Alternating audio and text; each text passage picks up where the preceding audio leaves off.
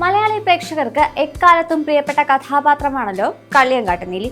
കേരളത്തിലെ നാടോടി കഥകൾക്കും ഐതിഹ്യങ്ങൾക്കും എന്നും പ്രിയമുണ്ടെന്ന് തെളിയിക്കുന്ന ലോക ചാപ്റ്റർ 1 ചന്ദ്ര എന്ന ചിത്രത്തിലെ നീലിയെ പ്രേക്ഷകർ ഒന്നടങ്കം ഏറ്റെടുത്തതും ഇതുകൊണ്ടാണ്. ലോക സിനിമയിൽ സൂപ്പർ പവറുള്ള കള്ളിയങ്കാട്ട് നീലിയായി എത്തുന്ന കല്യാണി പ്രിയദർശനെയും പ്രേക്ഷകർ സ്വീകരിച്ചു കഴിഞ്ഞു.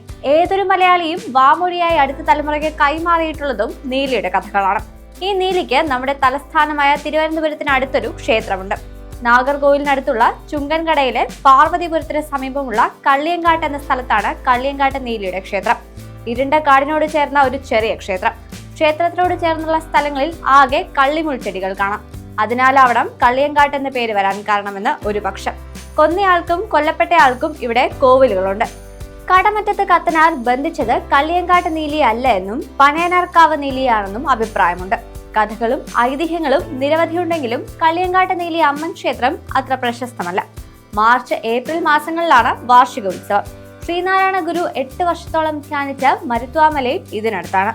പഴയ തിരുവിതാംകൂറിന്റെ സമയത്ത് നഞ്ചിനാട് എന്നറിയപ്പെടുന്ന സ്ഥലമാണ് ഇന്നത്തെ നാഗർകോവിൽ. തിരുവനന്തപുരത്ത് നിന്ന് നാഗർകോവിലിലേക്കുള്ള ബസ് കയറിയാൽ കള്ളിയങ്കാട് എത്താം. തിരുവനന്തപുരത്ത് നിന്ന് ഏകദേശം 60 കിലോമീറ്റർ അകലെയാണ് കള്ളിയങ്കാട്.